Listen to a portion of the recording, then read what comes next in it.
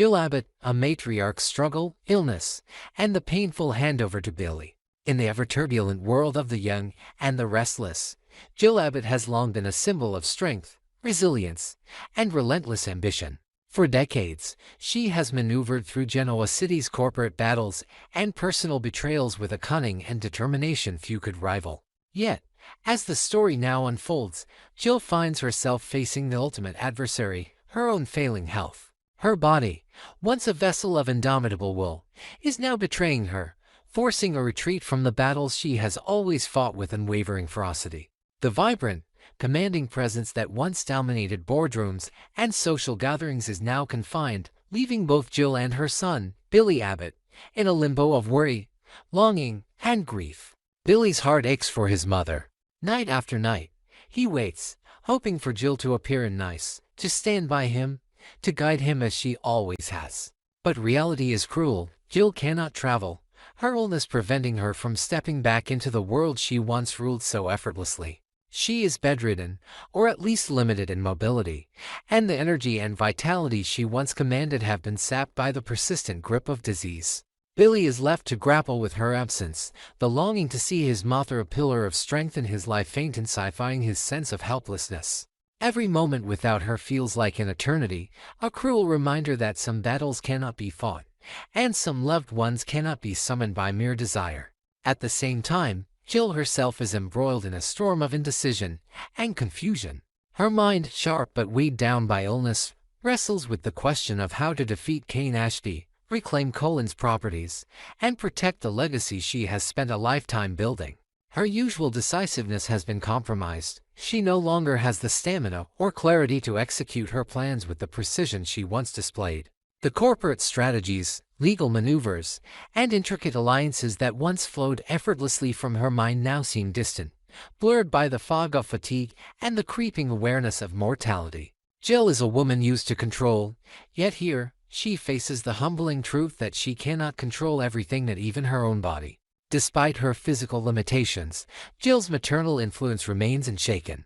She has always been a fierce, single-handed parent to Billy, instilling in him rules, expectations, and a sense of discipline that have shaped him into the man he is today. She taught him about ambition, about the necessity of decisiveness, about standing tall in the face of adversity. Yet now, as illness confines her, she is forced to confront the painful reality that the time has come to relinquish control, to hand over the reins to Billy even though part of her fears he is not yet ready. For decades, Jill worried that Billy lacked the maturity and judgment to handle the responsibilities she shouldered. But confronting her mortality forces a reckoning. She can no longer postpone the inevitable. The internal struggle is excruciating. Jill knows that she must transfer authority over the Abbott enterprises, the family wealth, and the legacy of decades of meticulous planning to her son. The act of letting go is not just a business decision, it is profoundly emotional, a confrontation with the fragility of life and the passage of time. Her voice, once commanding and unyielding, now carries the weight of vulnerability as she begins to impart her final instructions. Every word she utters resonates with love, anxiety, and the deep fear that Billy may falter without her guidance. When Jill finally speaks to Billy about taking over, her words are a double-edged sword. On one hand, they are empowering. She entrusts him with her life's work, acknowledging that he must now step into the role she has long dominated.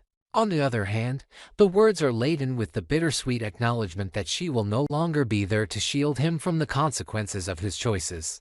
The gravity of the moment hits Billy like a tidal wave. He is overwhelmed by the love he feels for his mother, the respect for all she has accomplished, and the sorrow of recognizing that her time is limited. The mixture of pride, fear, and grief is almost unbearable. Tears stream down his face as Jill's instructions, her last guidance, imprint themselves on his heart. The transfer of responsibility is symbolic as well as practical. It marks the end of an era, the conclusion of Jill's decades-long dominance in Genoa City, and the beginning of Billy's journey as the Abbott patriarch. But the personal cost is immense. Billy is forced to confront the fragility of life, the impermanence of control, and the profound emptiness left when a guiding force departs. Jill, for her part, faces the ultimate test, reconciling with her own limitations while trusting that the lessons she has imparted will allow her son to survive and perhaps thrive in her absence. In these moments, Jill Abbott is not merely a businesswoman or a matriarch, she is a mother, a mentor, and a woman confronting the cruel inevitability of mortality. Her illness strips away the veneer of invincibility, revealing the tenderness and vulnerability that have always been hidden beneath her steel exterior. For Billy, her words before this handover are a mixture of pain and profound love, compelling him to grow in ways he has never had to before. The tears he sheds are not just for the mother he fears he will lose, but for the monumental responsibility she entrusts to him, a responsibility he must now bear alone. The story of Jill and Billy is a testament to the complexities of legacy, love, and mortality. It demonstrates that even the strongest among us must one day confront their limits, and that the most powerful inheritance a parent can give is not wealth or property, but wisdom, courage, and trust. As Jill battles illness and Billy grapples with grief, the emotional resonance of their story reminds viewers of the delicate balance between ambition, family, and the inexorable passage of time. In Genoa City, Jill Abbott's struggle and the handover of her legacy will leave an indelible mark, shaping the lives of those she loves long after she is gone, and forever altering the course of Billy's life. The air in Nice was heavy with tension and grief, a mix of anticipation, sorrow, and the unspoken weight of decades of family drama. Jill Abbott, once the indomitable matriarch of Genoa City, had finally arrived, but she was a shadow of her former self. The illness that had plagued her for so long left her frail, unable to command rooms as she once did or move with the strength and vitality that had defined her entire life. She had been transported in an ambulance, carefully monitored every step of the way, her health a fragile thread that could snap at any moment. The woman who had once been the powerhouse of the Abbott family now lay in a hospital bed, her energy devoted solely to saying the things that mattered most, to leaving her legacy in capable hands. Billy Abbott, her beloved son, was inconsolable. The moment he saw his mother, all the fear and anxiety of months of separation and uncertainty poured out. Tears streamed down his face as he clutched Jill's hand, sobs racking his body. Beside him, Jack and Diane offered quiet but unwavering support, holding him, trying to anchor him while also preparing to witness the inevitable. Their presence was steadying, but even they could feel the weight of the moment. This was Jill's final chapter, and nothing could change the inevitability of her frailty. Jill's voice, once commanding and unyielding, was now fragile, yet every word carried immense authority and significance. She looked at Billy with a mixture of love, pride, and profound concern. "Jack," she said softly, her tone firm despite her weakened state, "I need you to lead him. Protect him. Don't let him fall apart. Billy has to be strong, even when I can't be here." Every syllable was deliberate. A final instruction from a mother who had spent her life ensuring that her son would survive and thrive despite the chaos of their world. Billy's grief was interlaced with the weight of responsibility Jill placed on his shoulders. He knew that her instructions were more than just guidance. They were a charge, a call to rise above his personal pain and take command of the family legacy. Jill's foresight was unparalleled. Even in her last moments, she strategized, ensuring that Billy would have the support, the structure, and the knowledge to carry on. Jack's presence was her guarantee that her son would not falter, that the Abbott name and legacy would continue unbroken. Then Jill's thoughts turned to Kane Ashby and the web of secrets that had entangled their lives for so long. Despite her illness, she was sharp, and she knew that the key to protecting her family and the Abbott legacy lay in the intelligence she possessed. "Billy," she whispered, her voice quivering but determined, "there are secrets about Ken, things he doesn't want anyone to know. Use them. You and Jack, you can turn these secrets into protection, into leverage. Protect the legacies of Colin and the future of this family." Her eyes, though dimmed by illness, held a steely resolve. She had always understood that knowledge was power, and in her final hours, she entrusted that knowledge to Billy and Jack, ensuring that their paths forward would be fortified by the truth she alone had uncovered. As the hours passed, those gathered Jack, Diane, Billy, and the attendants witnessed a remarkable combination of tenderness and unyielding strength in Jill. Her final instructions were not just about survival, they were about empowerment, strategy, and the careful stewardship of everything she had built.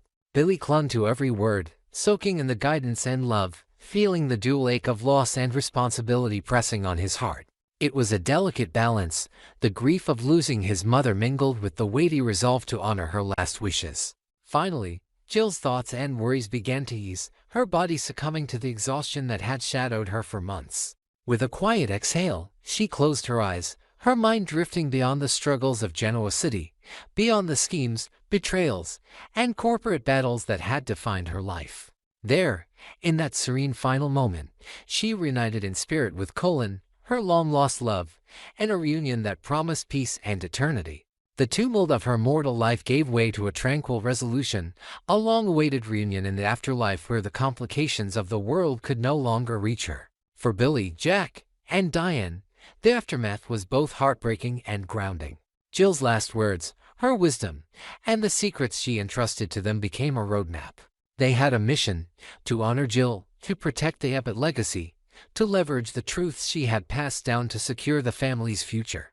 The tears that Billy shed were not only for the mother he had lost but also for the monumental responsibility she left behind.